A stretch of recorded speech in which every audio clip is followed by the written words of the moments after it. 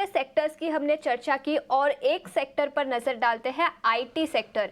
यहाँ पर आईटी शेयरों में आज अच्छी खासी तेजी दिखी है। इसके पीछे की वजह क्या है और कौन से ट्रिगर्स है, ये बताने के लिए अब मेरे साथ मेरी सहयोगी अनीशा जैन जुड़ चुकी है। अनीशा, बताएं कौन से स्टॉक्स में एक्शन है और इसके पीछे की वजह क्या है?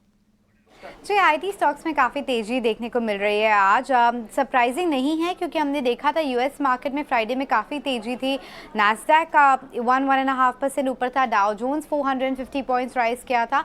तो उसके चलते हमने देखा है कि आईटी स्टॉक्स में थोड़ा लाइक टू लाइक बिहेवियर आता है, इसके चलते हम थोड़ी तेज़ी देख रहे हैं। सेकेंडली, जो रेट कट एक्सपेक्टेशंस है वो काफ़ी बढ़ गए हैं आफ्टर जे पावल commentary at the Jackson Hole symposium. तो लोग ये मान के चल रहे हैं सितंबर में रेट कट आ जाएगा। और जो हमने देखा है ग्रोथ कंपनीज है, उनका जो डीसीएफ वैल्यूएशन कहते हैं हम, उस पर इम्पैक्ट आता है जब रेट कट्स होती है। तो उसके चलते भी एक थोड़ा सपोर्ट मिल रहा है आईटी स्टॉक्स को। थर्डली, क्योंकि ये जो रेट कट साइकिल यूएस में शुरुआत हो जाएगी, उसके चलते स्पेंडिंग आईटी कंपनीज की यूएस में बेहतर हो जाएगी, यही अनुमान मान के चल रहे हैं। लास्ट 1-2 साल से हमने देखा था कि जो क्लाइंट स्पेंस है वो थोड़े सॉफ्ट थे, इसके चलते आईटी कंपनीज का जो ग्रोथ रेट था थोड़ा म्यूटेड था। बट अब जब यूएस इलेक्शन का वर्डिक्ट आ जाएगा, रेट साइकिल टर्न हो जाएगा, शायद वो अनसर्टनिटीज़ ख़त्म हो जाएंगे and second half of this year से काफ़ी अच्छी रिकवरी देखने को मिलेगी, यही लोग अनुमान मान के चल रहे हैं।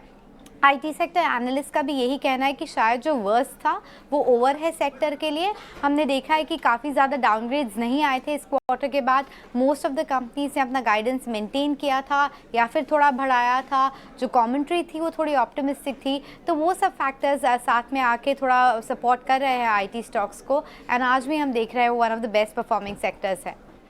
बिल्कुल, सबसे ज़्यादा तेज़ी इस सेक्टर पे दिखी है। निफ्टी आईटी इंडेक्स सबसे बड़ा सेक्टोरल गेनर है और मैनेजमेंट की कमेंट्री भी पहली तिमाही के बाद काफ़ी शानदार रही है।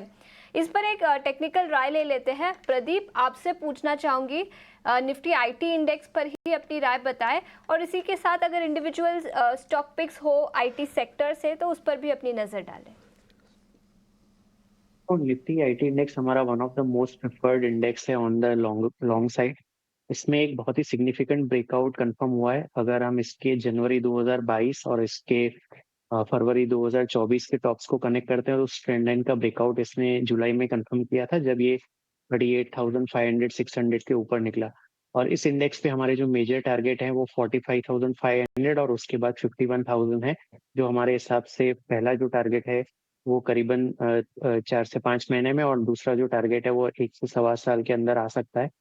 Frontline IT stocks clearly preferred bet रहेंगे। TCS, Infosys, HCL tech, tech Mahindra. Mid cap space में एम्फेसिस हमको पसंद है। एम्फेसिस के लॉन्गर टर्म चार्ट्स पे एक बहुत ही मेजर ब्रेकआउट इसने कंफर्म किया है।